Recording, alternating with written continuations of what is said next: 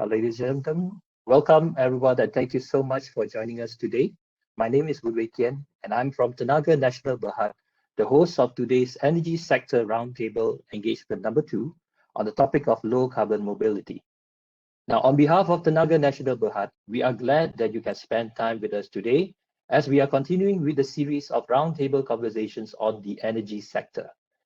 Of course, this series of roundtable conversations was only made possible via the collaboration between Climate Governance Malaysia and the CEO Action Network, and as such, allow me the privilege to invite Datin Sri Sunita Rajakumar, the founding chairperson of Climate Governance Malaysia and steering committee member of CEO Action Network, to kick things off with a few words. Datin Sri, if you may. Thank you, Woon. A very warm welcome to our esteemed contributors and all our distinguished participants today. My name is Sunita, and for those who don't know us, I would like to make a quick introduction to Climate Governance Malaysia and the CEO Action Network. Climate Governance Malaysia is the Malaysian chapter of the World Economic Forum's Climate Governance Initiative. It was founded in 2019 and comprises non-executive directors from leading enterprises in Malaysia.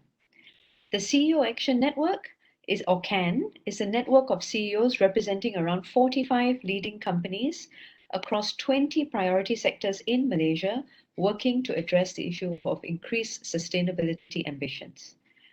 Businesses are the leading emitters of greenhouse gas emissions around the world, and this series of roundtable engagements with key government ministries and civil society is the private sector trying to play our part.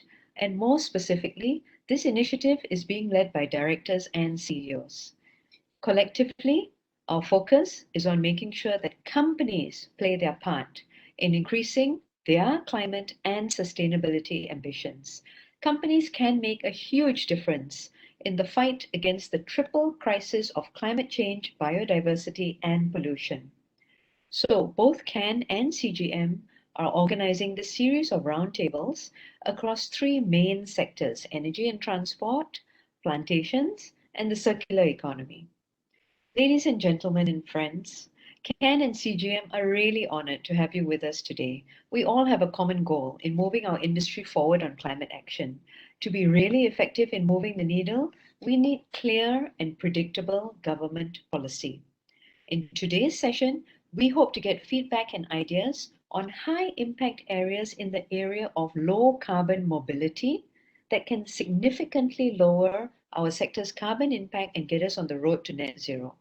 Out of this, CAN and CGM will prepare a report to the government suggesting how we could collectively contribute towards more ambitious mitigation and adaptation efforts in light of the climate emergency. And this report will be timed to be submitted in the run-up to November's COP26 conference in Glasgow.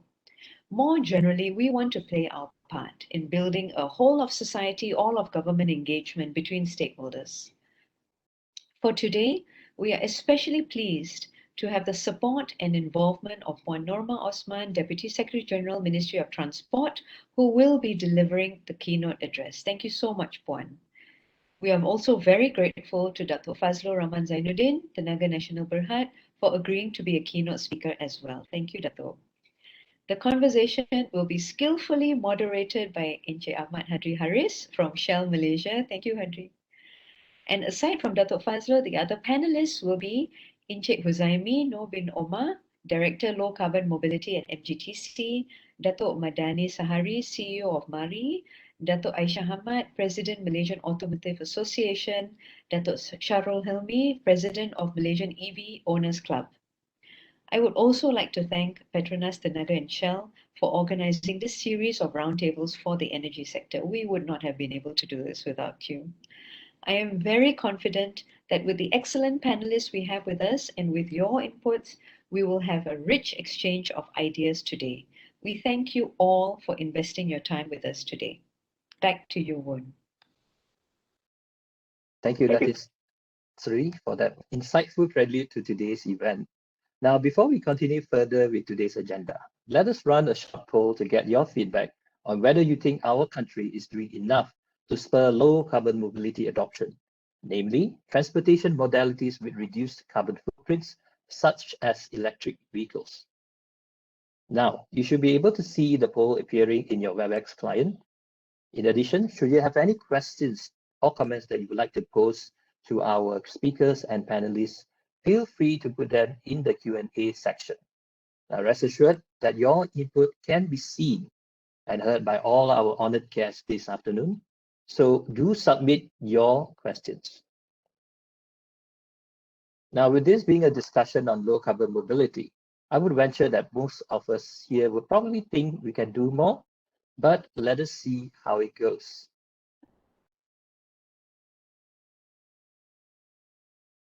Shall we have a look at the results of the survey?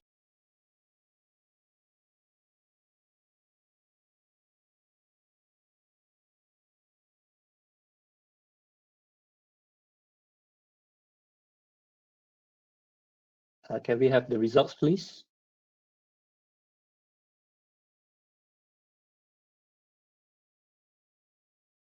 There you go.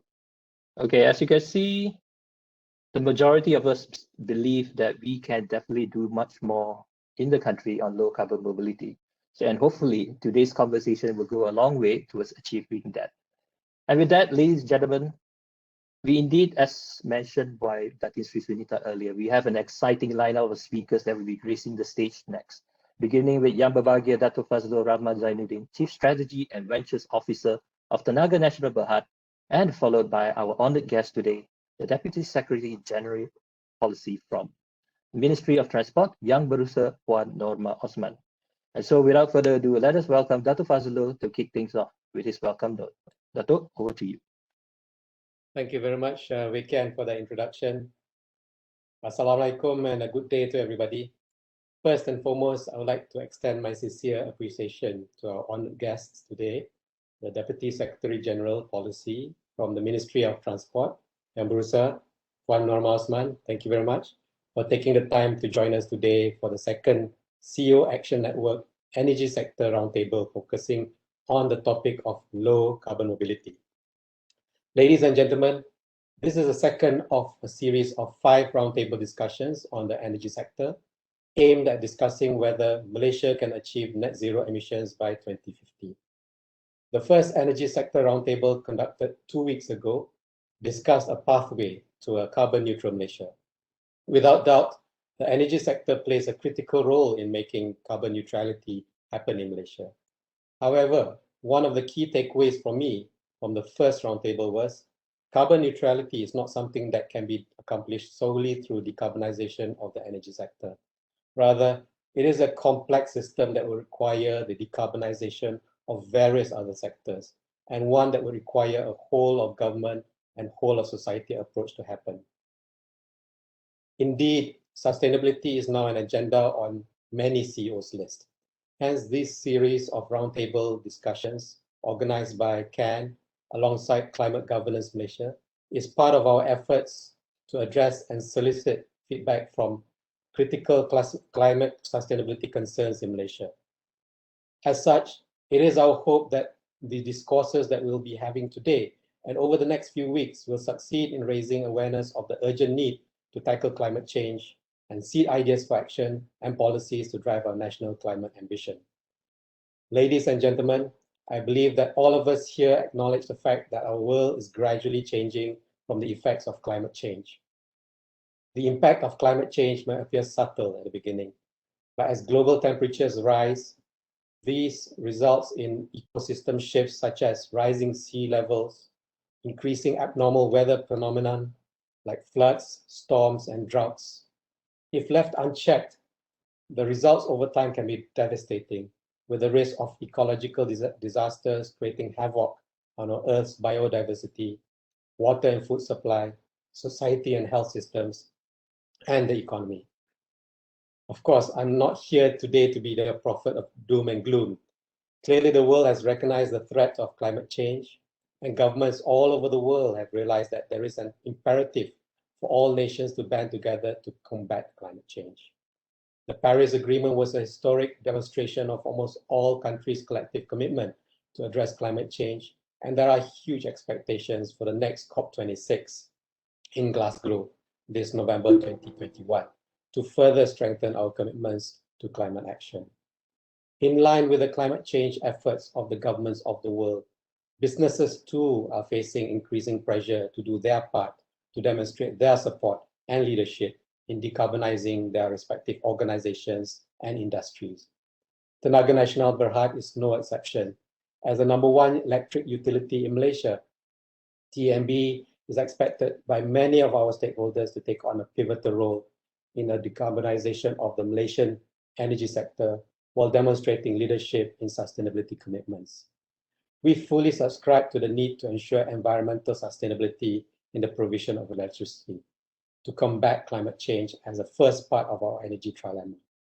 At the same time, we must also ensure that the other two aspects of the energy trilemma are being considered, namely the need for energy security and social equity. For a developing country like Malaysia, social equity is focused on affordability and access to energy. It is against this backdrop that TNB is developing our sustainability pathway. Balancing all this is not easy, but our teams are inspired and very much looking forward to announcing the details of this in the coming months, as indicated by our CEO in an interview recently. In the meantime, TNB has not been idle in implementing measures to bring down its GHG footprint. We aim to achieve 8.3 gigawatts of domestic and international renewable energy assets by 2025, including 2.5 gigawatts large-scale hydro capacity. We also have been shortlisted for a 50 megawatt large-scale solar project in Bukit Selambau, Kedah, bringing our total LSS to 130 megawatts. Additionally, we have secured a total rooftop solar capacity of 85 megawatts through our subsidiary G-Sparks. In our electricity networks, we are investing in smart grid technologies that will enable the adoption of more distributed RE, including smart meters and digitalization. For the customers, we have established platforms to encourage renewable energy supply and trading. These comprise the MyGreen Plus that is facilitated by the Malaysian Green Attribute Tracking System, which enables customers to purchase RE certificates from renewable energy sources. Despite our efforts, the energy sector, and in particular electricity and heat production, remains as the #1 contributor of CO2 emissions in Malaysia. It is therefore unsurprising that a lot of attention has been paid on decarbonization of the energy sector. The government, through KETSA, has already released the Energy Transition Plan 2021 to 2040, which states that the country will be raising its installed capacity of renewable energy to 40% by 2035.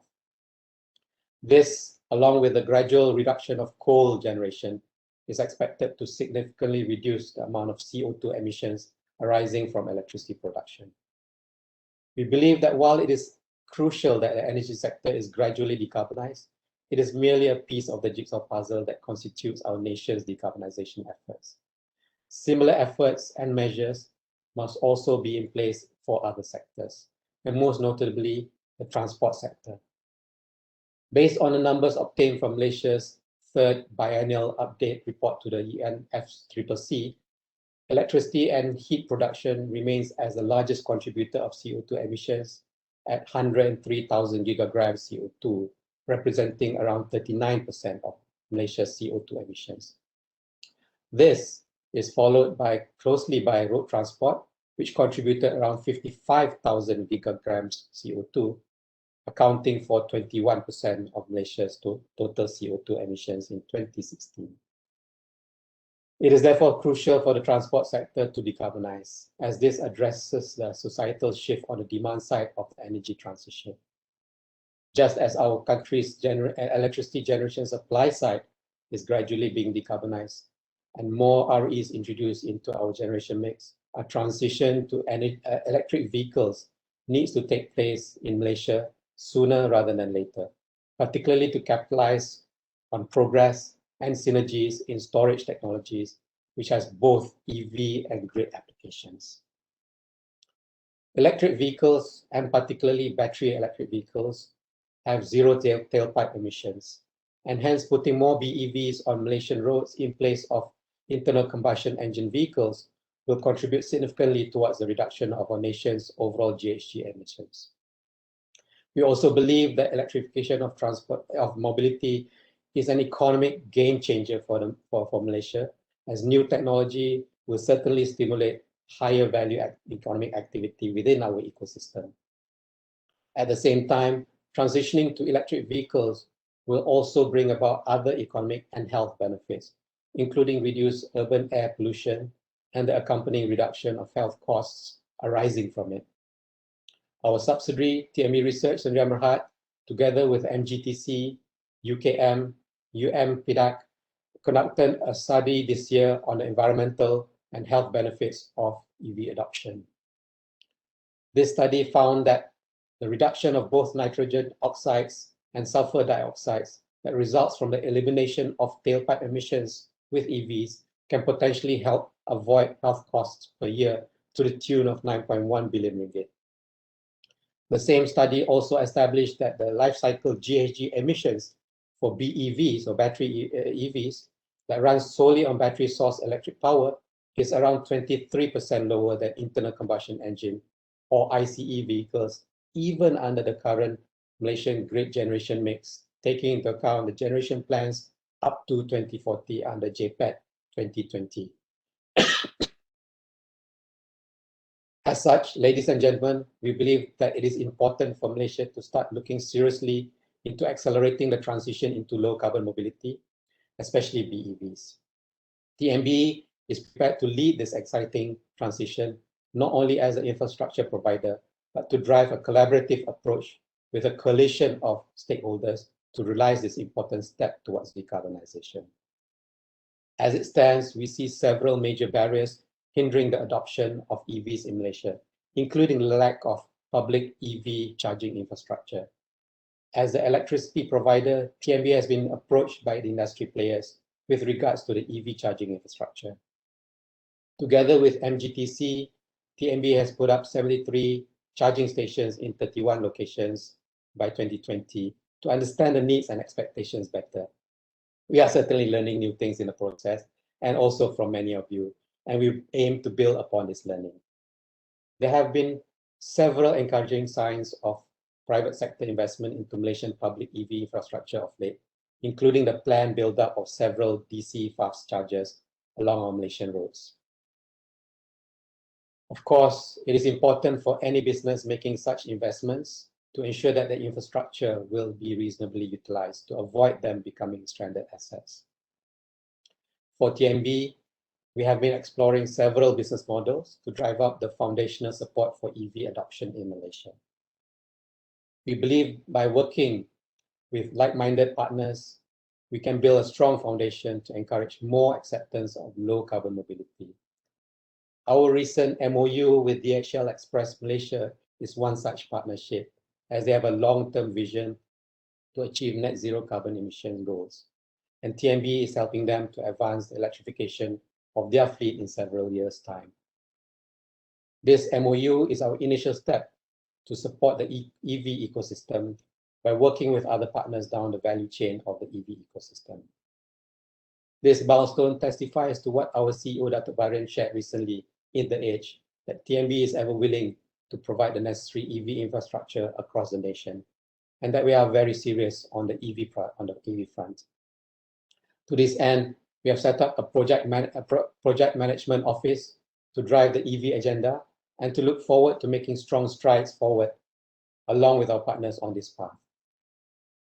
This is where we believe the government can play an important role in fostering an ecosystem for the industry to increase EV adoption by providing a clear pathway for Malaysia to transition to low carbon mobility through clear and bold industry and rakyat-friendly policies.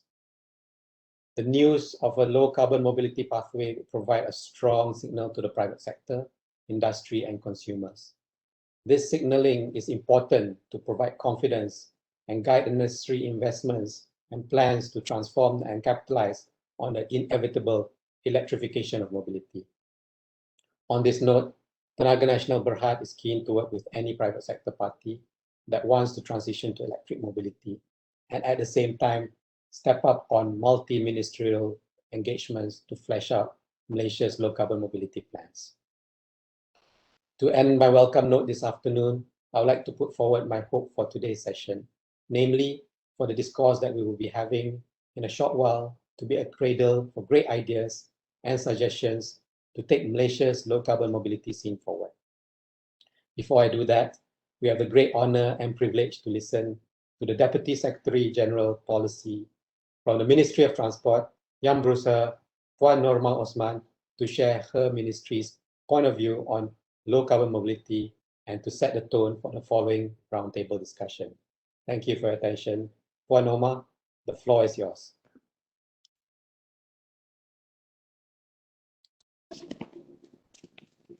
Assalamualaikum and a very good afternoon. Yang berbahagia Datuk Fazlur Rahman Zainuddin, Chief Strategy Ventures Officer of TNB. Yang berbahagia Datin Sri Sunita Rajakumar, Chairperson of Climate Governance Malaysia. Distinguished panelists, ladies and gentlemen. We have prepared some slides. I hope it can be shown on the screen.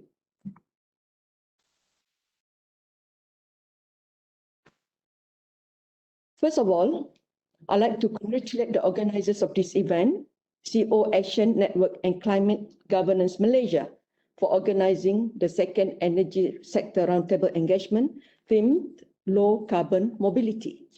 It gives me a great honor to address this session on behalf of the Ministry of Transport Malaysia, given the importance of this agenda globally. I would also like to welcome all esteemed panelists and participants from both the public and private sectors. Today's roundtable discussion is a good platform for all participants to learn and share best practices and experiences on practical and innovative approaches towards low carbon mobility. I'm confident that the insights provided by the panelists and the participants in the course of this discussion will be useful in formulating strategies and action plans related to sustainable and green transportation options in Malaysia. Next slide, please. Ladies and gentlemen, transportation systems form the backbone of social growth and economic expansion of any country, including Malaysia. They play a vital role in linking states and regions and enabling fast and efficient movement of goods, services, and people. However, the transport sector admittedly is one of the biggest users of energy, of around 40% of the final energy, and contributes to about 30% of the greenhouse gas emission. Hence, given the critical role of the transport sector to national development, low carbon initiatives are given significant importance in transport planning. As you may know, one of the strategies outlined in 11 Malaysia Plan is to encourage low carbon mobility through the utilization of energy efficient vehicles and public transportation. In 2015, at the 21st Conference of Parties of United Nations Framework Convention of Climate Change, Malaysia has set a goal to reduce its greenhouse gases intensity of GDP by 45% by 2030 relative to year 2005. It is certainly a major endeavor for Malaysia to implement mitigation programs in order to achieve this target, considering a third of the emissions is from the transport sector and we only have 9 years to achieve this target.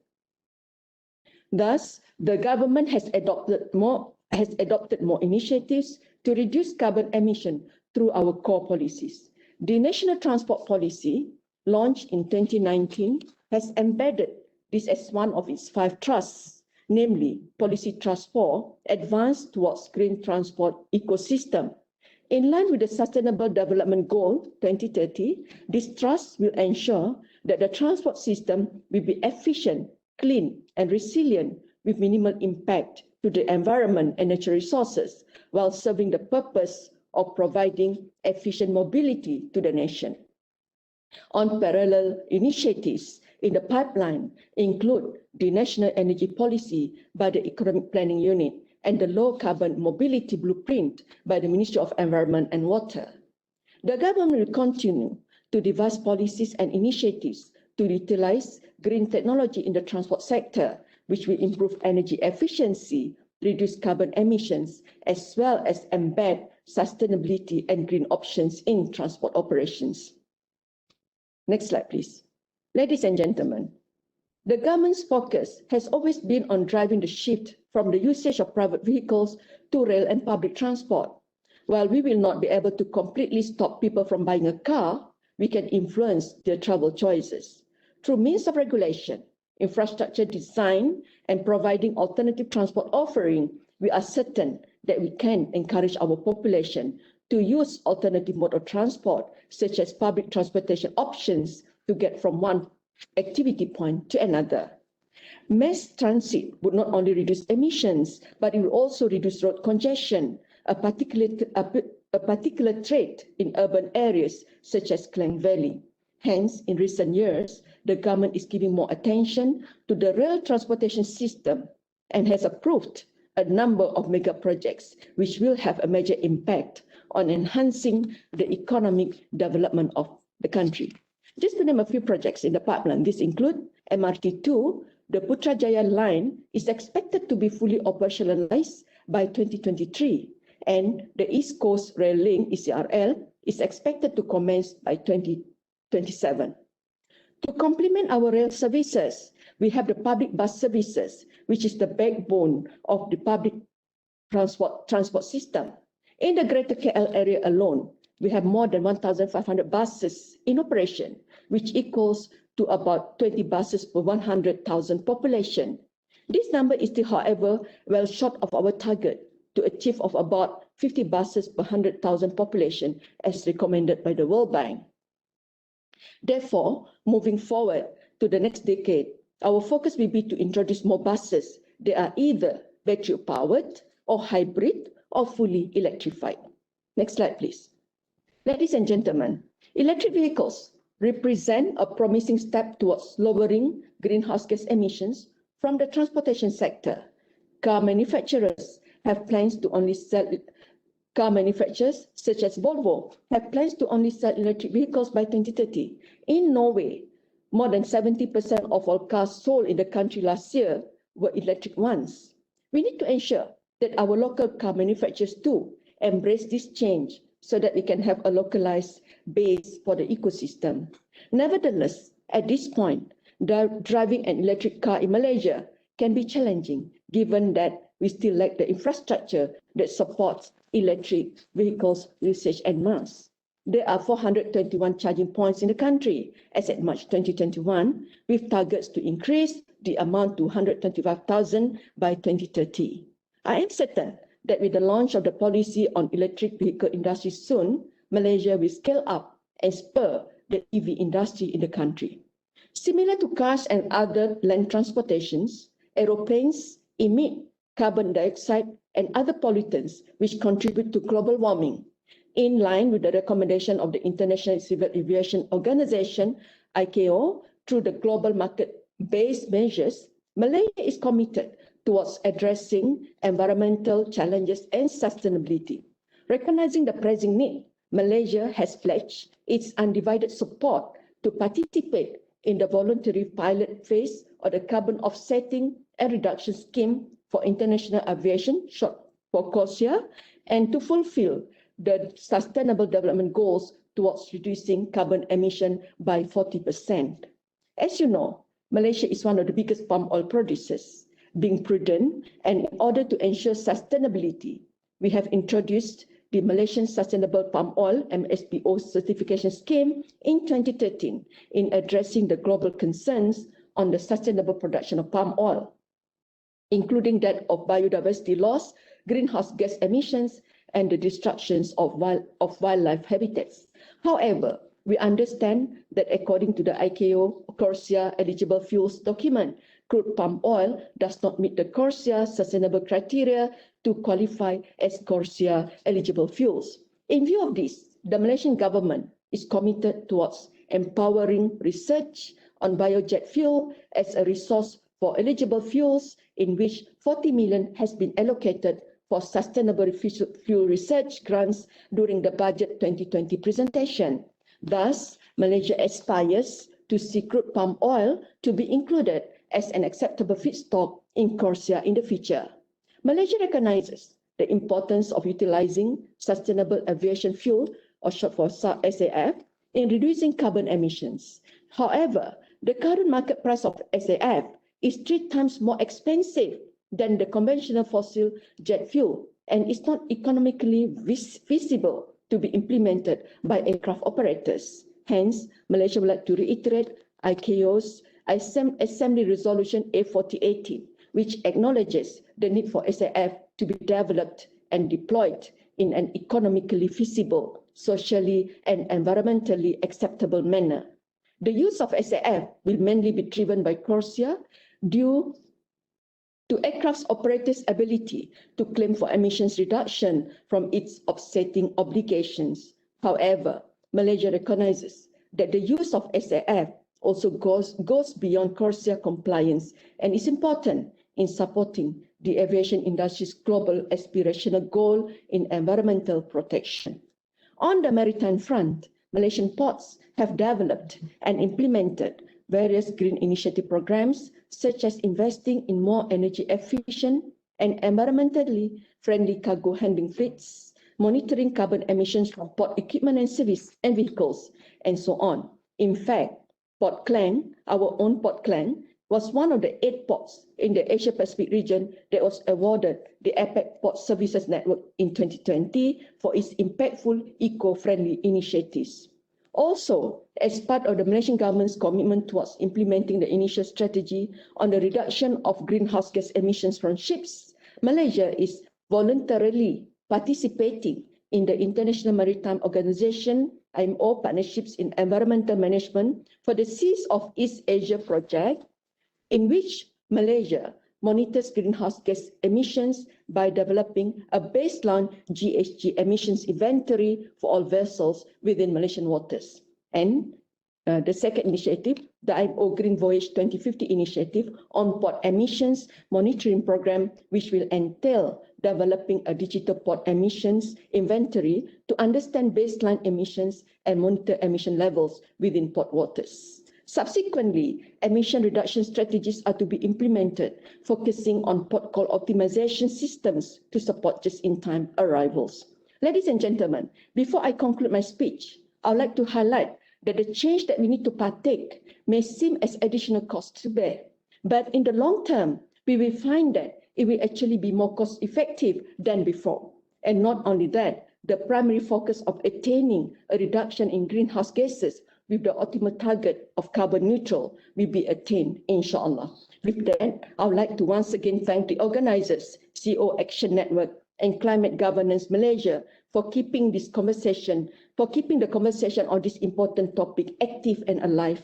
And I wish all of you a fruitful discussion. Thank you so much. Thank you so much, Puan Normah, for sharing with us what the Ministry of Transport has in mind for our country's low carbon mobility adoption. Indeed, I think it is quite clear that the pathway to low carbon mobility adoption in Malaysia is not a straightforward one, and one that would involve a lot of different players, different technologies, and different modalities, but ultimately something that will be beneficial for the nation in the long run. As such, Puan Normah's speech has set the stage for the roundtable discussion that we'll be having next. And with that, ladies and gentlemen, I am personally looking forward to hearing the thoughts of all our distinguished panelists this afternoon, who represent the key stakeholders of low carbon mobility in Malaysia. Now, a gentle reminder again that you can post your questions and input through the Q&A section on the WebEx client. And in order to maximize your experience, we would recommend that you switch to your view to grid view so that you can see all the panelists and all the moderator in action. So without further ado, let us welcome Engineer Ahmad Hadri of Shell Malaysia to moderate this roundtable discussion. Hadri, the floor is yours. Thank you, Wei Kian. Bismillahirrahmanirrahim. Assalamualaikum warahmatullahi wabarakatuh, and very good afternoon, everyone. First of all, thank you for joining, and thank you, TMB, for hosting this forum platform that we have. We do have a good panelist session together with us for today. I must congratulate TMB that it's not easy to bring all these prominent panelists we have together with us. Dato Faz, yourself, representing TMB from the perspective of infra provider. We also have Dato Aisha from MMA, representing from industry's OEM perspective. We also have Dato Madani from government, more towards auto industries policy. We have Encik Hazaimi, also from government agency representing the perspective of climate change. And last but not least, we have Dato Shahrul representing consumer side. So if you notice, it's a pretty good panelists. And just to set a scene in our forum discussions, and we do have limited time. Now, it was mentioned by our keynote speakers earlier that this is a series of roundtable discussions, and transport sector is one of the key contributor to greenhouse gas or carbon emissions. So this is a second one. We will have the third, fourth, and fifth, and at the end of that day, as Datin Sri Sunita mentioned, the CAN will put together all the feedback, discussions, recommendations from all these conversations as a recommendation to government. Now, why are we talking about transport sector for today? Now, we recognize that transport sector today in Malaysia is the second largest contributor of greenhouse gas, and I'm just recapping what was mentioned earlier. But importantly, is also the biggest energy consumer if you compare to the total energy consumption in Malaysia since 2013. Now, interestingly, transport sector also has a contributions to health. So when we talk about COVID situations today, while COVID is our primary focus, but in a longer term, as well as in the past, respiratory illness has been one of the contributions to human health issues, and that is mainly also contributed by the transport sector. Now, on the 6th of July, during the first roundtable conversations, Shell has actually launched the Tree, Sky and Sun as the Malaysia's pathway towards carbon neutral. And within that model and pathway, it talks about the important shift towards low carbon, and in particular towards electric vehicle or electrification of the transport sector. Now, when we talk about transport sector, for today's conversation, we're going to put aside the maritime and aviation. We're going to just focus more on the road transport in particular. And Puan Normah has also mentioned that road transport model shift, public transportation is critical, but at the same time, there will also be private vehicle that we have to address on. Now, when we talk about electrification of road transport, this is fairly interesting subjects because you see everywhere in the world, a lot of parties are putting targets such as countries or cities trying to ban internal combustion engine. But interestingly also, way back in 1913, actually EV was first introduced by Thomas Edison. And that was back in 1913. That was like more than 100 years ago. And in 1971, the first manned vehicle is actually an EV in the moon. But yet today we don't see EV prevalent until today that we are seeing some countries are talking about it. So there are issues, particularly when we talk about Malaysia, and we like to go into that topic for today, not discounting the fact there are other elements such as biofuel, hydrogens into the mix, which we can also maybe touch.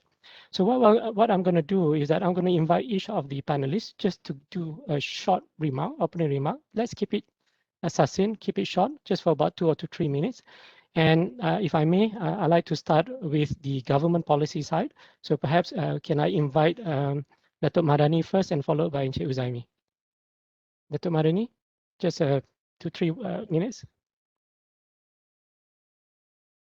All right. Thank you. Can you guys hear me? Yeah. Yes, we can. Yeah. All right. Great. Yeah. Thank you, Hadri. Thank you, TNB. Thank you, the organizer, for having me this afternoon. Yeah. Low carbon mobility. Yeah. Rightly said by Puan Normah earlier on. Is something that the government is stressing, but also we need to now execute this low carbon mobility in a more aggressive manner, number one, and secondly, the implementation has got to be more comprehensive.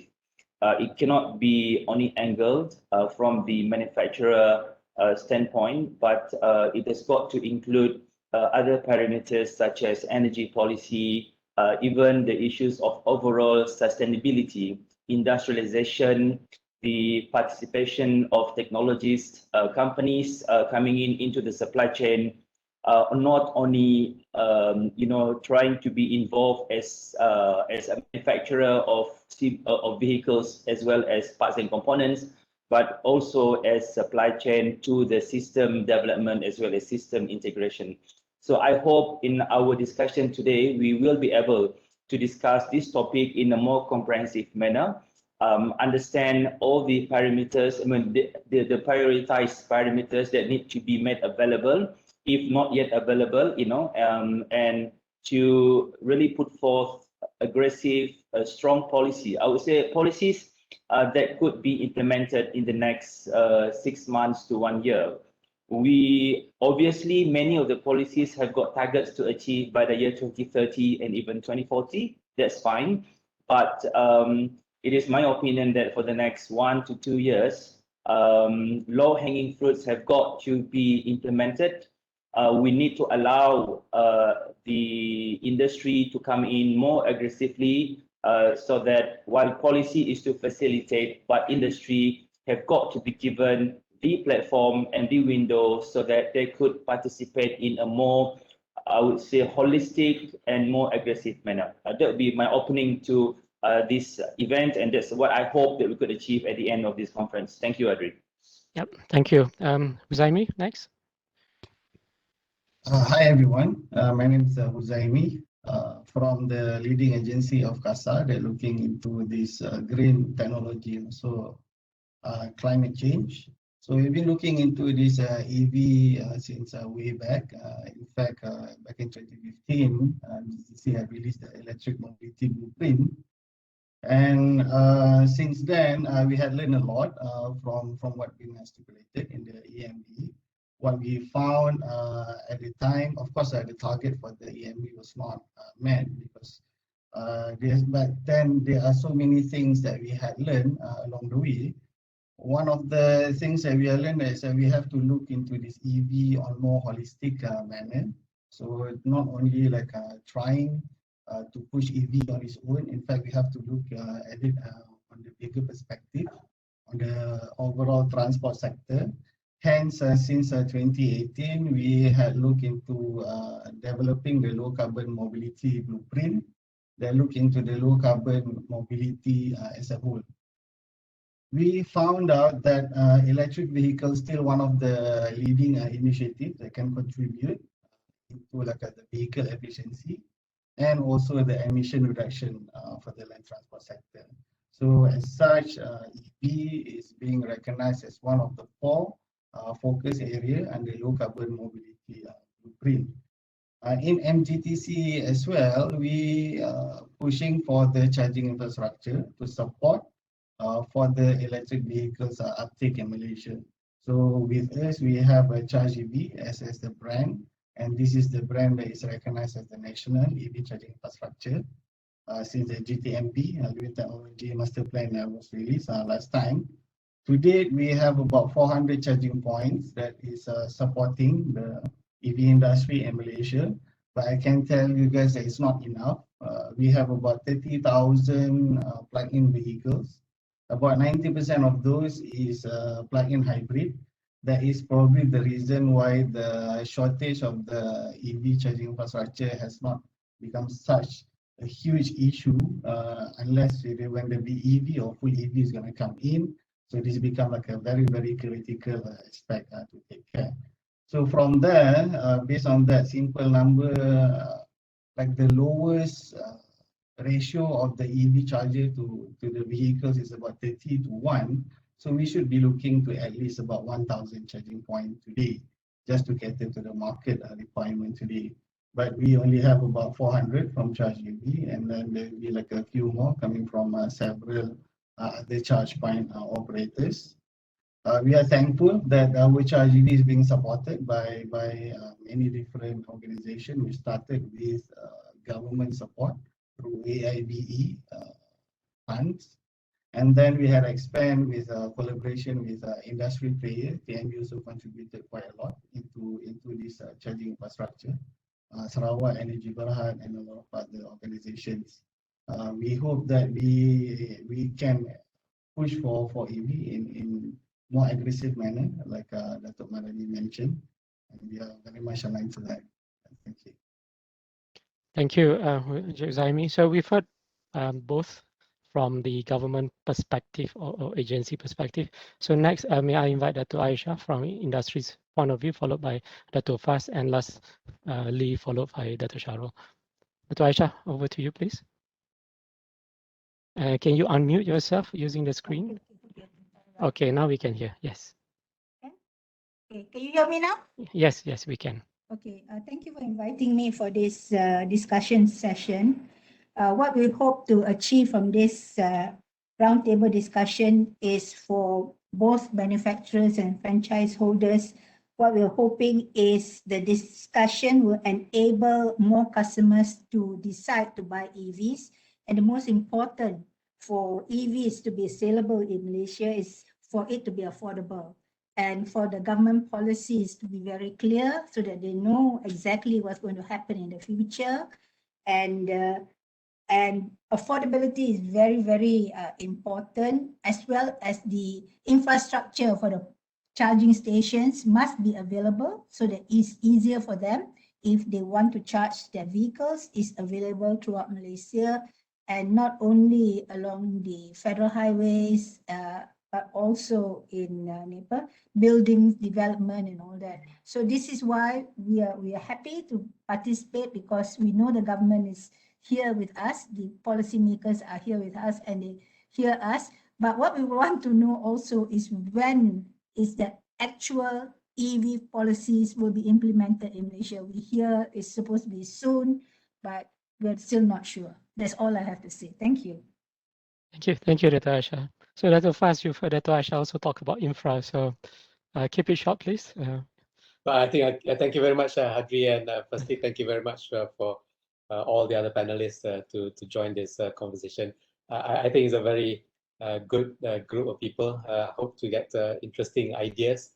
I won't say so much because I've already spoken earlier. I think what's important here is that hopefully today we can converge on why we're doing this. I think from our perspective, I think climate change action is actually one of the key things that drives this. But of course, there are many different drivers that others may have. So it's also interesting to actually get to a commonality in terms of why we're doing this.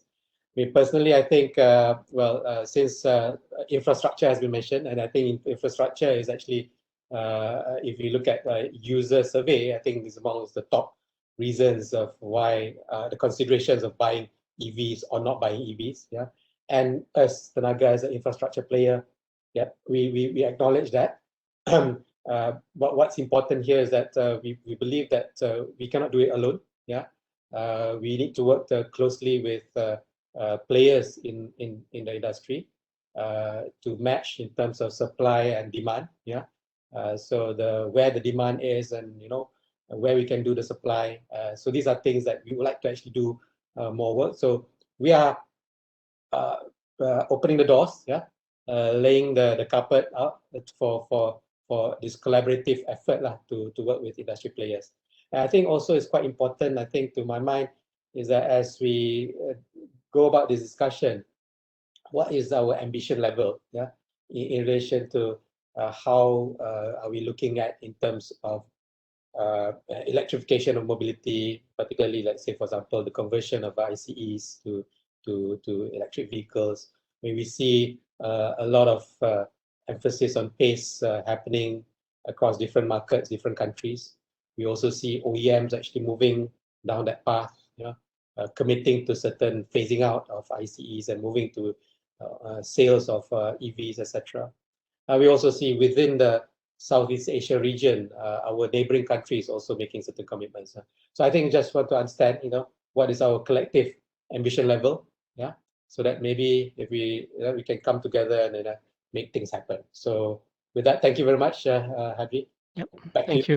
Thank you. So, Dato Sharul, the reason I put you last so that you can hear all these comments first or remarks, so that you can put together representing the owner's perspective. Over to you. Oh, thank you so much. Firstly, thank you all for bringing the perspective of the users to this event. Just as a background, I started driving a full EV back in 2017, and we started this club MARii back in 2019 to sort of help dispel the myths around EV ownership, and to actually also put together the voices of the users. Because we often see actually sometimes the policies and the setup, the discussions are done without any involvement from actual real life users. And I think that that has been quite useful for us to actually interject ourselves in some of these discussions since we were set up back in 2019. I have to agree on most of the points that were brought up by most of the panelists around infrastructure, around clarity of our EV policies, around the especially incentives, given the fact that EVs are definitely more expensive to buy than their ICE equivalents. However, taking into account, of course, the maintenance and the energy use throughout the life of the vehicle, oftentimes it balances out. A lot of countries already have taken the path forward in terms of banning new ICE sales 2030, 2025, 2040 pun ada. And so it's just interesting to see where Malaysia is in that continuum, whether we are going to commit to a path, because that will be very helpful, not only to the users, of course, we can plan our purchases, but of course to the investors, the industry, because they also will be certain that whatever investments they make, because these investments are not small investments, battery plants, assembly plants, manufacturing plants, all cost big bucks, and they want to be sure that these are not going to be underutilized over the near future. And so to summarize, actually, before I hand it over, that we think that there needs to be very, very coordinated work and partnership between all the parties represented here. Dato Aisyah from the parties who are selling these vehicles, Datuk Madani, the policy maker, the regulator for the auto industry, Datuk Fazlur, the only provider of electrons in Malaysia today. Encik Hazaimi also, of course, has been in this since 2015, 2016, and I'm driving an EV now thanks to this initiative from MGTC. Yeah, thank you. So now, if you look at the history of EV in Malaysia, it's not relatively new. So way back in 1990s, Malaysia has already got involved through an entity called POYM. I don't know whether any of you have heard of this. That's a golf cart, lah, bro. Yes. Well, like Surya is supposed to be on the road too, right? And TMB actually had done some conversion, and around the year late 2010-ish, there's some money or funding, government funding was given to Proton to further develop, right? Now, that was a long time ago. Today is 2021. Where are we today? And Hazaimi mentioned about blueprint mentioned, and Dato Aisyah mentioned when is it? What is going to happen? So do we have that confidence that things will move forward? Now, can I ask this back to Dato Shahrul, this question? That's $1 million question, and I think that so far the big impediment that we see, like, at least from the user's perspective, and when we talk to all the different moving parts of the industry, is just the lack of clarity and the lack of leadership in terms of who is actually leading the charge and why are we doing this electrification. Today, at least the session is very clear that we are doing electrification of transport because GHG emissions from transport is big. In proportion to the rest, is the second biggest in Malaysia, actually, other than energy generation. And land transport, 50% of that comes from petrol cars. So it's clear that that's the agenda. But when you talk about to other people, you talk about in other forums, then the question of, whether this is an industry thrust that we should be putting in, and therefore we should invest like we did with Proton back in the 80s. It's all like very too many things going on. Nobody with cracking the whip in terms of saying that this is what we're going to do, this is the target, and also after setting the target to continuously monitor and get feedback. And that's one of the most disappointing things so far that we have seen over the past 1 or 2 years, is the lack of data that outsiders such as ourselves, the users, can see in terms of the progress that's being made. For example, we don't even publish the carbon intensity of our grid. The last one was done by MGTC back in 2017, and after that, all zero, tak ada information. Information about numbers of BEV that's registered in Malaysia by JPJ. The last information that we have was from 2019, and now that data has disappeared from the government portal. It's like, apa hal ni? How can we do what we need to do to progress? Even the data itself is not available. So, Dato Aisha, I mean, by all means, any panelists, if you want to come in, just unmute yourself.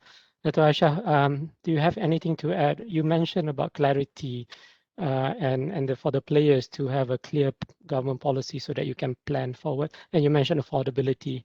I would imagine from Dato Syahrul's point of view, we want to make sure it's affordable too, right? It is not like just a premium product. But how do I we would say get it's there? actually, I would say just not necessarily affordable, but accessible, because of course there are different segments of EVs. There's two-wheelers even, and there's A, B, C, D, E. So I would not use the word affordable. I would use the word accessible for those who want it. Okay, fair enough. Dato Aisha? Okay, thank you, Hadri. Basically, we support and welcome the government's initiative to achieve low carbon mobility. And in this case, in terms of EV vehicles, the step-by-step electrification of vehicles is essential, starting from hybrid vehicles and then HEV before transition to plug-in hybrids, electric PHEV and battery electric vehicles.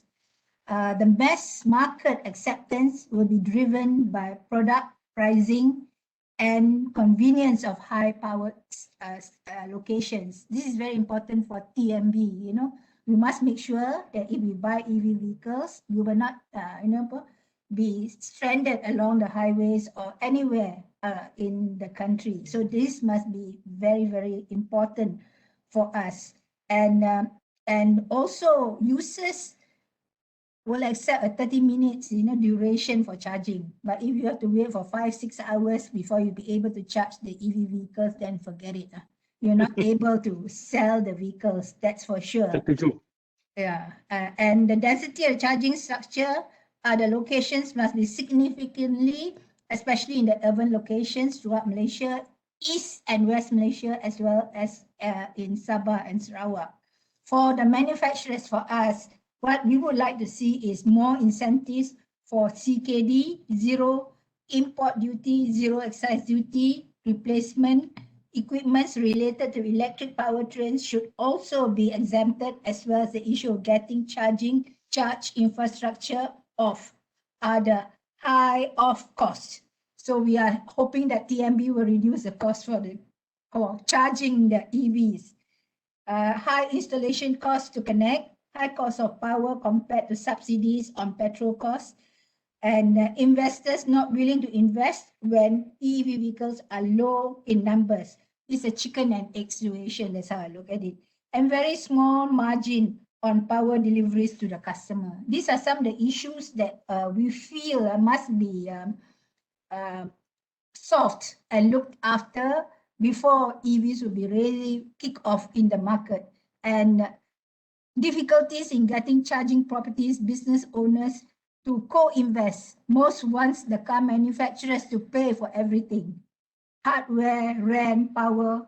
These are the issues. That's what I'd like to highlight. Thank you. Yeah, thank you. So I'll post this back to maybe Dato Madani and Hazaimi both together, right? Can I weigh in? Yes, Yeah. yes, I think your question was, are we realistic now to have EV finally on the Malaysian road, right? That was your question. We started with POEM, and then, yeah, true, government has given some to Proton, but where were we? It seems that we haven't started any of those EV cars manufacturing in Malaysia, and that is the reality. So can we start it now? Look, the government, way back in 2009, even before the NAP 2014, government started to incentivize EVs and hybrid then, giving zero excise duty, zero import duty. Yeah. But if you ask my opinion, I think it was too early. That year was too early. The question is the issues on EV.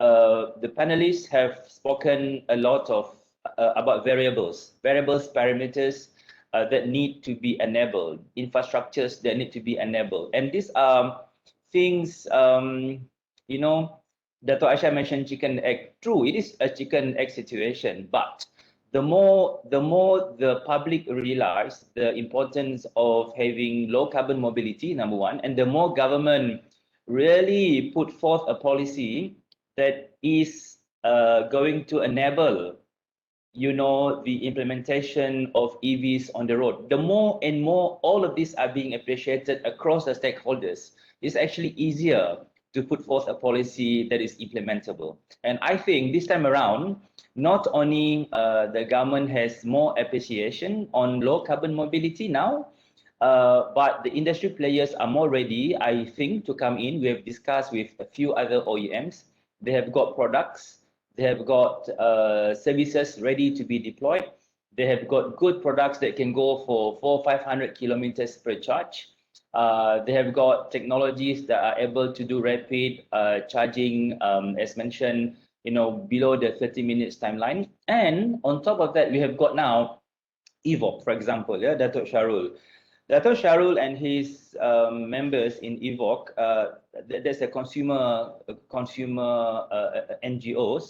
NGO, you know, very enthusiastic about the introduction of EVs in Malaysia. We have never got this back in 2009 or even 2015. All of that are now coming into play. Now with all this push and the appreciation coming across all the stakeholders, that is why I believe now is the right time. In my beginning, in my introduction, I said, you know, the EV policy that I talk about that is going to be approved, I hope soon by the government, and has got to be implemented really in the next 1 to 2 years. And early on, I said even 6 months to 1 year. Why? Because I think if Malaysia is able to implement this good policy in the next 6 months to 1 year, we'll be moving ahead. Because when I talk with consumers, when I talk with the OEMs, when I talk with other stakeholders whom are interested to come into EV, they are now ready. But they really want to hear that final policy. One thing is policy coming from the government, so that it is clear, it is everything, you know, will be on the same footing. I would say the level playing field are being put forth properly. You know, people understand how do they come in, what they get, how they are going to execute their projects, you know. So all of these, in my opinion, is very clear in the upcoming policy. I'm just hoping that these policies could be approved very soon, and then it could then be implemented as we know the stakeholders are ready. Way back in 2009, we don't have any OEM who wants to do EV in Malaysia. And on top of that, we put conditions like, you know, yeah, you should do CKD, but you can bring CBU and there's a bridging quantity, you know. While that is still true now, you know, but there's a high level of flexibility in terms of bringing in CBU to enable. You see, OEMs, for them to bring CKD, it has got to make sense in terms of the economies of scale. And before they can do that, they need to bring in CBU. So policies have got to be flexible to allow CBU, and these CBUs have got to be also competitive, or else, you know, the moment CBUs are not competitive, there's no CKD operation, and this is where the chicken egg situation will start. So in the EV accelerated policy or in the EV policy that is, I hope soon to be approved by the government, you know, it's something that enable, yeah, CBU, but, you know, there's a way to enable CBU so that that can be transformed into a CKD. You know, we know for CKD to happen, there's a need for economies of scale. But of course, it's not only about incentivizing the vehicles, but it is also about incentivizing the consumers. It is also about incentivizing, you know, the other providers like TNB, having smart metering, enabling consumers to upgrade from 1 phase to 3 phase. You know, enabling the Ministry of Housing. You know, we need to bring in policy to allow charging stations to be installed in all flats, all condominiums. All of this have got to be enabled, you know. So I think now there is this appreciation, there is this willpower, I would say, because when I discuss across ministries, now there is this zest, I call it this zest across all ministries that want to do this now. So I think this is the right time. All of us have got to move now very fast and move at one time together this time around. Yeah, there's a lot of questions in the. Can I just make a comment on what Dato Madani has Yes. said? The only request from the industry players is the policy that is implemented must be long term.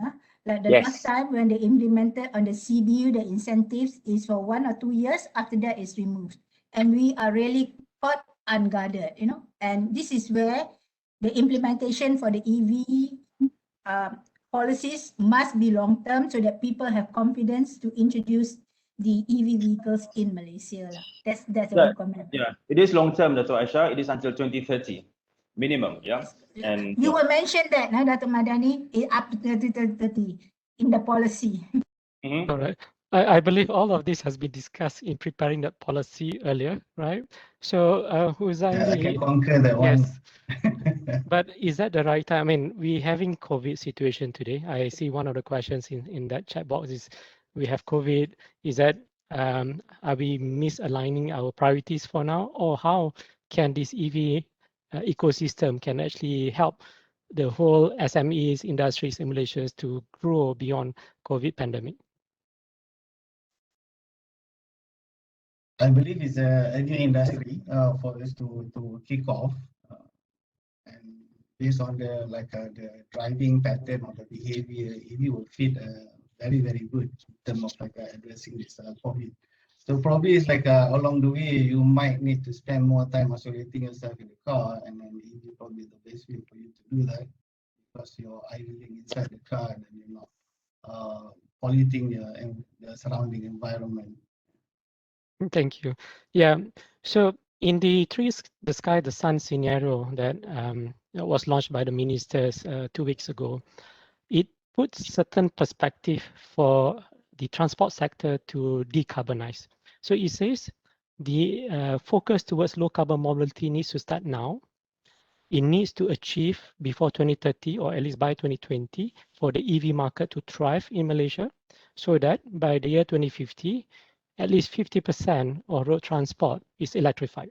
And now it includes public transport, it includes passenger private vehicle too. Now, the discussion, the comment that I mentioned just now is that we talk about policy or to be introduced. Now, the first question is when? That was asked earlier. Of course, Madani, Dr. Madani and Encik Hazaimi alluded to it. But is it long-term enough to 2030, right? What do we need to do more? Because Dato Shahrul talked about data needs to be made available. So otherwise, are we repeating the same perhaps shortcomings that we've done in the past, regardless whether the industry is ready or not today? So maybe Hazaimi and Dato Madani can add, and Dato Faz on the infra or anything else you want to add. Shall I address some of it on the infra side? Because I think Dato Aisha put me on the spot, so I have to answer that.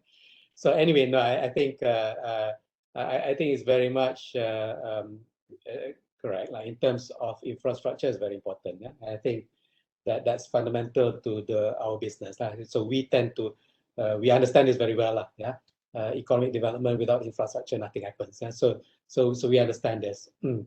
I think the question that was mentioned earlier is a chicken and egg situation. You know, the demand and the supply, right? So is that available? And of course, to be fair, I think from industry in terms of number of vehicles still pretty much low, kan? So we talk about in terms EVs, about 30,000 EVs, battery EVs, about 300,000, and most of it is actually 90% of it is actually plug-in hybrid EVs, and people buy plug-in hybrid EVs because good tax incentives lah, and it's like a normal car, yeah, they treat it like a normal car. So whilst we have some charging station, charging points, etc., but yeah, the utilization is about 20%. So it's something that we have got to learn. Yeah, I think why is that the case? And so to me, I think as we look at the pathway to Hadri's point earlier, are we ready to get there? Yeah, I think the signposts seem to be pointing that direction, right? I think the signposts saying that now we see greater commitment to climate change. Yeah, I think you've seen many nations stepping up the climate commitments. That's one signpost. We also see the automotive manufacturers also stepping up their commitments in relation to phase out ICEs, and you see some in the 2030s or even earlier and 2040s. So these are things that are happening, right? So signposts indicates that things are moving in that direction, and I think all you have to do is now we have to come together, because I think each of us will have different perspectives, yeah, to this. Kan? So for us, like Tenaga, we're waiting. Where's the demand? Where are the vehicles, right? So I think, but as Tenaga, we're not standing still either. So given the learning from our 73 charging points and 20% utilization, we've kind of like shifted now to look at talking to fleet owners and fleet operators. As well as we want to talk to OEM manufacturers, right? So fleet owners and fleet operators, recently we signed the MOU with DHL. DHL has a net zero emissions plan and one of it is actually converting their fleet to electric. Yeah. So with that, we can understand a bit more on the demand side. What's their pace? Yeah? So this is another focus that we're doing. So working more with fleet operators, with OEMs. I said also quite important. Looking at the TIV of the country, annual about 500 to 600,000 vehicles. I think 26% of that we've seen automotive manufacturers with some form of ICE phase-out commitment, so it's increasing.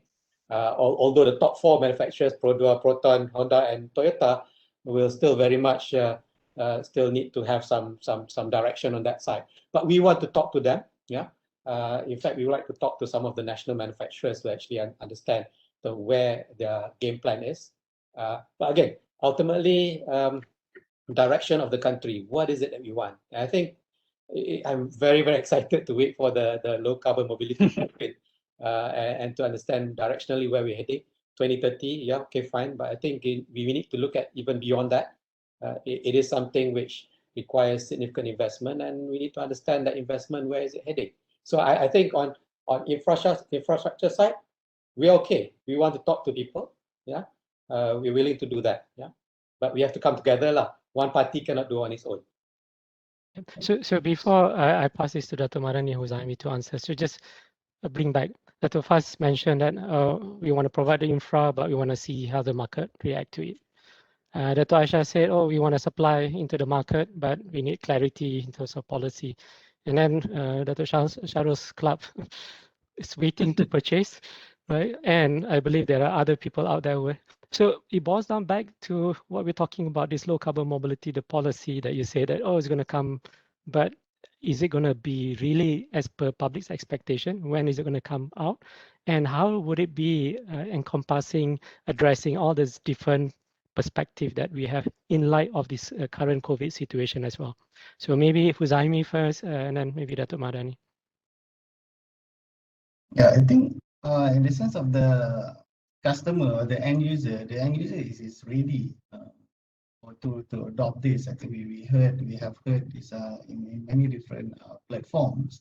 It's just that today the accessibility, as correctly mentioned by Dato Shahrul, accessibility to the EV is just not enough. So we only have like a handful model that is available on the market today. And it's probably only one model that is below 200,000 ringgit. And then this model, when it compare the similar model, it compared to the rest of the world that being sold, this is among like the top tier in terms of the pricing. It's one of the most expensive countries that you can buy that model in the world.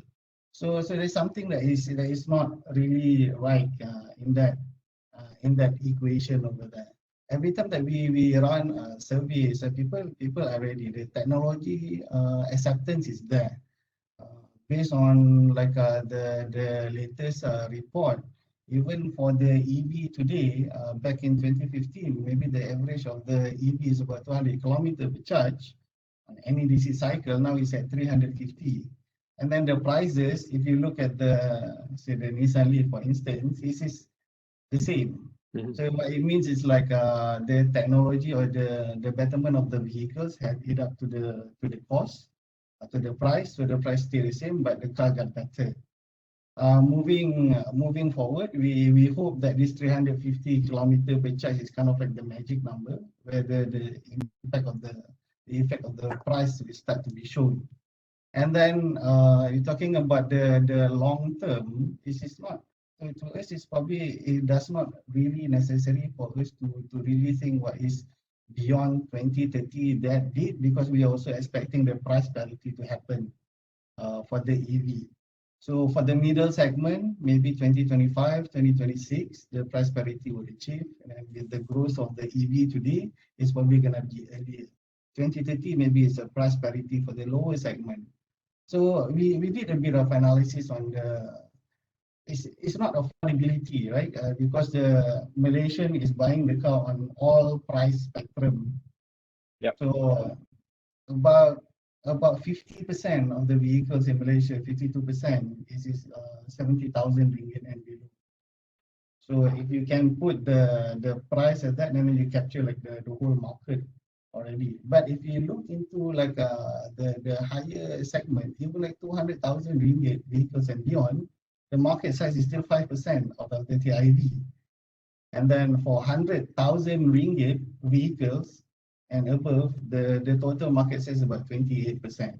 So this is how we see is about how this price shifting that we want to tie it up with this policy intervention. How is that going to happen? So we try to push the right segment of the vehicle from like a right quadrant to the left quadrant in terms of the pricing and capture more market along the way.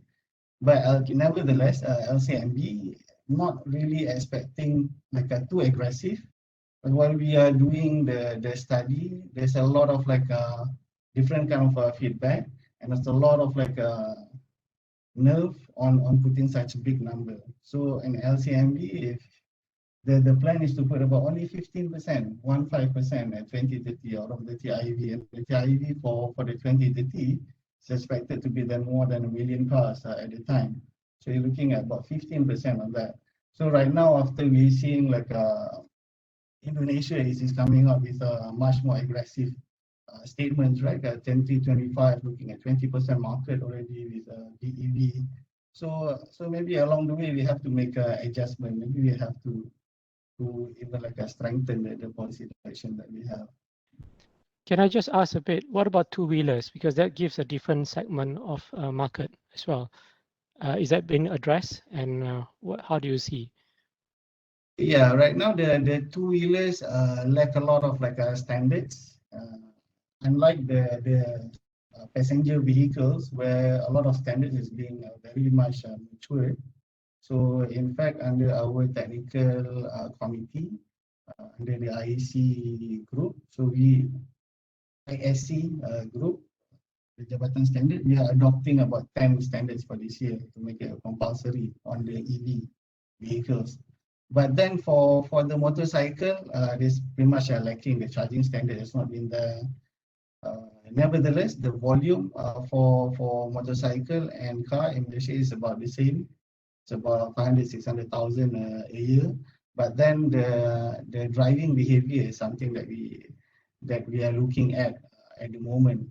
Typically in Malaysia, if you just bring back in the time, you see like the motorcycle in Malaysia, every year they increase the performance, so become faster and faster, the CC become bigger, so become the selling point of the motorcycle. EV, electric motorcycle, is kind of like reset that tone a bit, because now to balance the battery, so the compromise is maybe on the power and also on the range.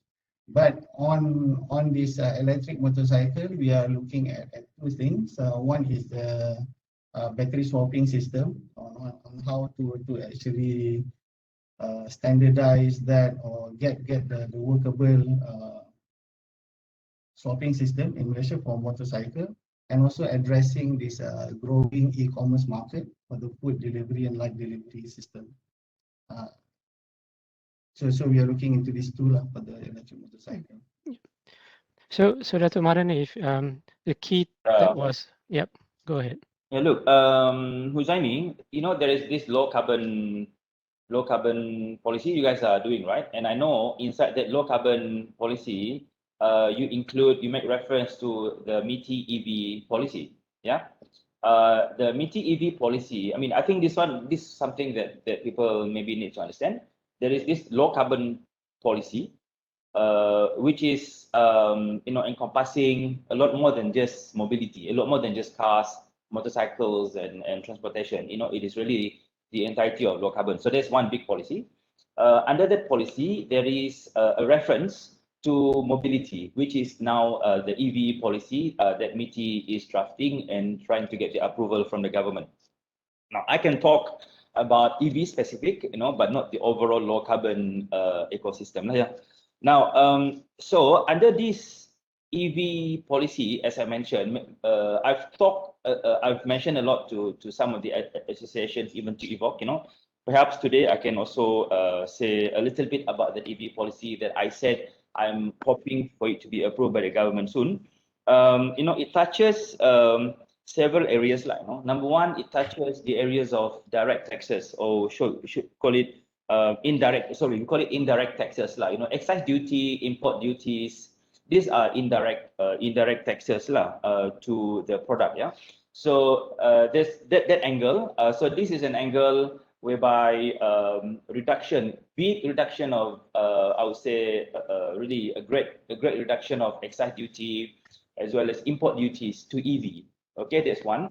The other one is this reduction of duties not only for CKD, but it will start with the CBU. Okay, so as I've mentioned earlier, to enable CKD, we need to bring in CBU, and CBU will then, the OEMs will then try to understand whether this CBU is marketable, and then when there's economies of scale, then they'll go into the CKD operation.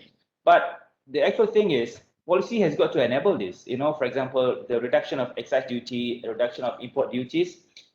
Despite the fact that these cars are CBU, we are still recommending for these CBUs to be incentivized.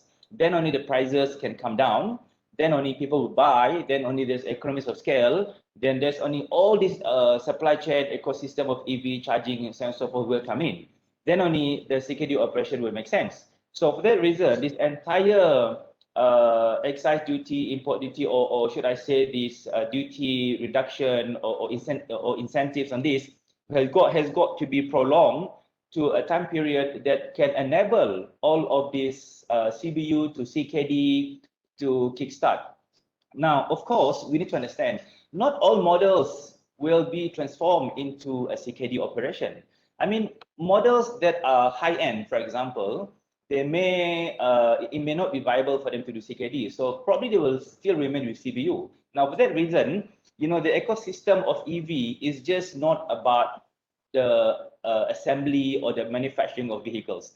There are other aspects of EV that can spin off economy in the country. And therefore, the policy is also looking, I'm talking about the EV policy, is also looking into if you can't do if you can't do CKD because of low volume, but you still want to bring in your cars because there's still small quantities of people wanting to buy it in form of CBU, then maybe you can propose to government to bring in other spin-offs to the economy that spin-off will enable you to enjoy these incentives, despite the fact that you are not going to do CKD operation. Yeah, but really the mass-produced EV cars, we believe with the economies of scale, it can be in the form of a CKD.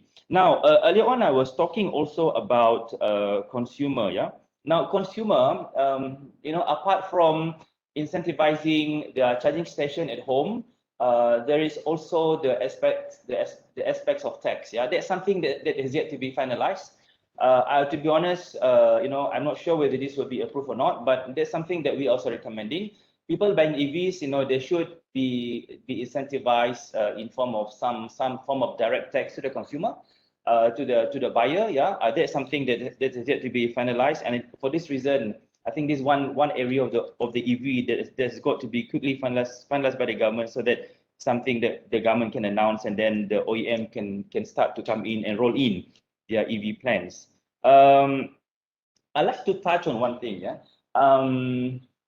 The charging stations, yeah, or the other infrastructure that comes in with EV charging is definitely one of them. We have got TNB as really the supplier of power.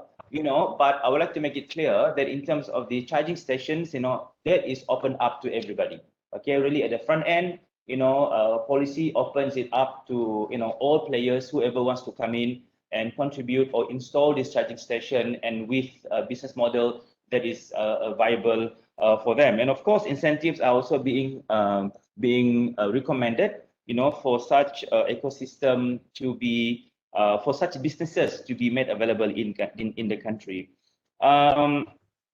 I also like to touch on the fact that even R&D, in this coming policy, the R&D aspect of EV ecosystem, OEMs or anybody for that matter, OEMs, industry players, business entrepreneurs, they also include R&D into their activities. I know some people may say that it's too small to do R&D, but this policy is an all-encompassing policy.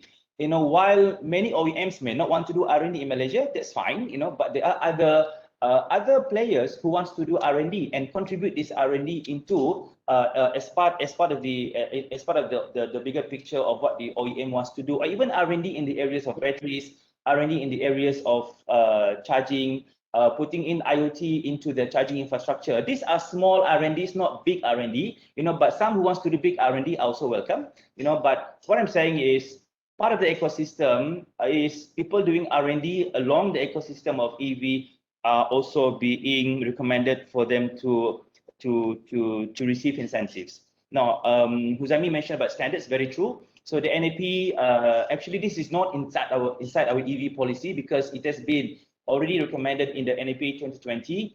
There are already 11 standards being developed and actually already completed for EVs. These are all standards harmonizing our standards to the UN regulation. So as far as standards are concerned, we are there already, to allow the deployment of EVs in the country. So I thought the reason I'm saying this is because we keep on harping. And I understand why.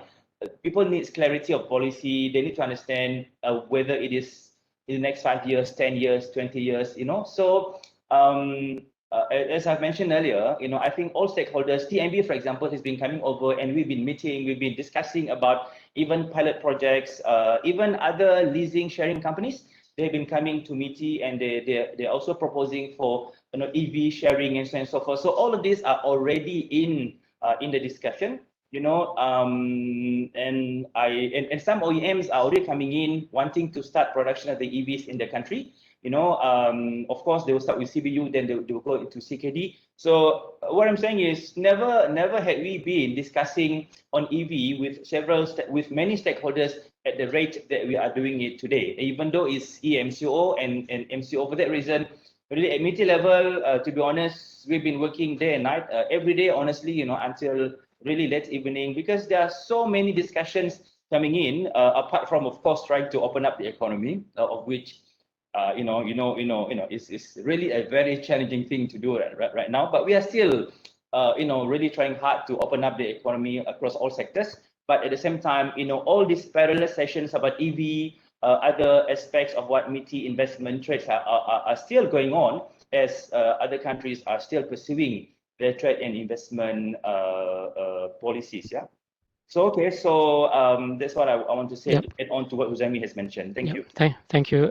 We are into injury time. Actually, we are 2 minutes out. Can I clear some? Hold on, Hazaimi. Just a second. I'll give you opportunity. I need to close it. I think for the just hold on, Hazaimi. Just a second. So what we're going to do is that we're going to give everyone a chance to wrap it and close it. And Hazaimi, you can do it during that time. I will ask a questions, and then you do the opportunity within a minute, please, because we are in the injury time. So I will go around. We're starting with Dato Shahrul. Now, with all this, you've heard that, well, we have policies. Seems the plan is great. We are going to get there. What else is missing? In just 1 minute. Well, I think that it sounds like everybody is keen. Everybody has the sort of roughly the right idea. So I think the cornerstone is just get moving. Just get it done. Announce it. Everybody knows what's going on. And please don't bother getting it 100% right. We can adjust it along the way. Once we are doing this, there needs to be some sort of steering committee that monitors the progress maybe every quarter or every half year or something. Then we can figure out actually what are the things that we didn't do so well can improve. What are the things that we did well that needs to be expanded. But waiting for the thing to be perfect before we roll it out, and that's why we are being left behind by everybody, and we are emitting tons of carbon into the atmosphere while we dither. Yep, thank you. Dato' Aisha, on your side, you've heard everything. So what else is needed from your side? I think we've heard from all. It's good to know exactly what's the progress, especially in terms of government policies. What is missing is the final announcement. When exactly it's going to be announced? Because we hear it's going to be announced, and all OEMs in Malaysia, we have products that we want to bring in for EVs that we can start immediately, but we want to know what's the final policy. And as I always said, it has to be long-term, which Datuk Madani has said is until 2030. So that's good. That's all. Thank you. And as a first from TMB point of view, at least you have decarbonized your power generation side. It's moving along. So we know at least electricity is cleaner to charge the EV. But what else is required from your side to move this further today? I think I pretty much echo what the other panelists are talking about. Because what is missing is actually a common view of what we want to achieve as a country lah.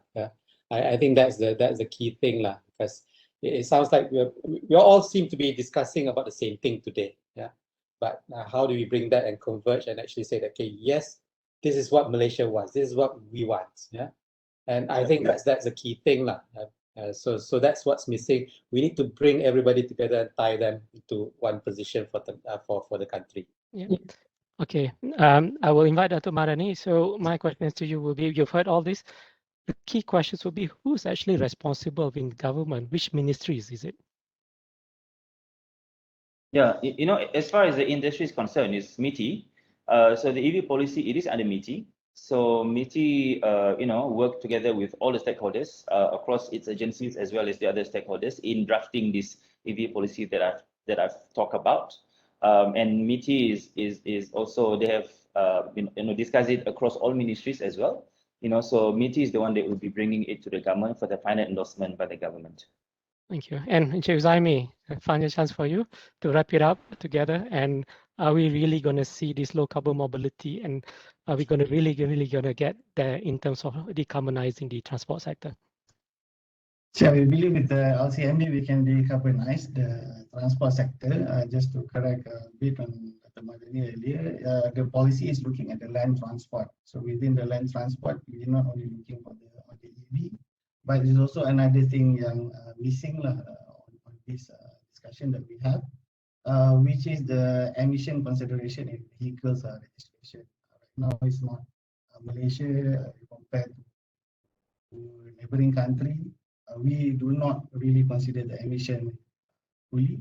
So that is one of the things that we want to address in the LCMD that will be complementing the EV initiative as well. Yeah, so on that, I think Dato' Aisha, especially the group is quite anxious waiting for it. So the document is at the final level. We have circulated the so-called, and then we start to receive this ulasan, and then next is to prepare for the cabinet presentation. But we have presented at the national level in the Economic Action Council and National Climate Action Council back in April, and it was accepted. All right. Yeah, there's a lot of, thank you, there's a lot of questions in the questions box. I know it's impossible to address all your questions. Some of it, in fact, has been answered by Dato' Sharul, but Dato' Sharul, the audience cannot see your answer, actually, but we'll figure out a way, TMB will figure out a way for you to be able to answer them. I see, man. Yes. So I spent all this time typing. Yes. Unfortunately, we don't have time. I must say that we could have used a lot more time to have a deeper conversation. Unfortunately, we don't. But importantly, at least we've managed to address some of the elephant in the room. Hopefully, through CAN and CJM, be able to take out some of the input, discussion perspective into the recommendations And with that, I would like to thank to all the panelists. Thank you very much for your valuable time and input, and also being candid about your views to it. And again, this is a safe space because in the spirit of progressing collectively together to make it happen. So with that, thank you very much, and back to you, Wei Kian. All right. A very big hand to Hadri and all our distinguished panelists today. I think, the conversation that flowed forth from today's discussion was truly something that I really enjoyed personally. And I believe that that one key takeaway that I can listen from what was being mentioned by all the great our panelists this afternoon is that clearly it appears that the stars are all aligned for EV adoption to take off in Malaysia. And what is actually needed at the end of the day is clear policies, clear partnerships, and also the participation of all, both public and also private sector, in order to move it forward. So on that note, ladies and gentlemen, just to point out as well, for the Q&A, unfortunately, we couldn't take all the questions this afternoon, but rest assured that the answers that Dato Shahrul has so diligently typed into the boxes are being noted by and can be read by the participants and the audience out there. So, but rest assured, we will compile all the questions that has been given. And we will forward it to the panelists as at a later date. So with that, ladies and gentlemen, before we end, let us run a quick poll to gauge whether you think electric vehicle adoption is key to any low carbon mobility strategy in Malaysia. So this is just very short poll, just to gauge what you think. Is it time for EV to take off in Malaysia? Is it important for us?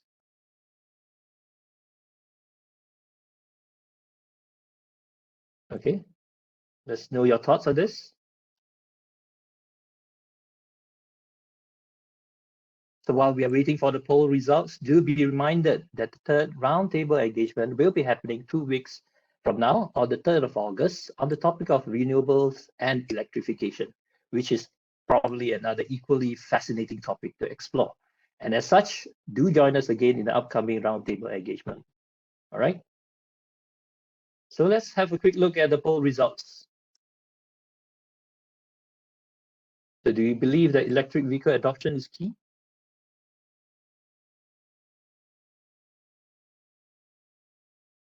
Let's see.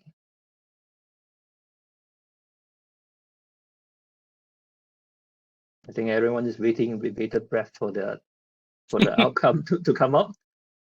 There you go. So it appears that the majority of us believe that low EV is something that is crucial for low carbon mobility in Malaysia, and that's great. So that clearly shows that the audience here is on a similar wavelength with the panelists. Electric vehicle needs to take off, and we hope that this happens sooner rather than later. And with that, ladies and gentlemen, we have reached the end of our session today. Once again, thank you very much to all the panelists. Thank you to all the audience here. Now, please help us to improve by completing a short survey as provided by the QR code on the screen.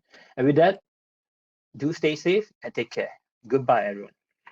Thank you.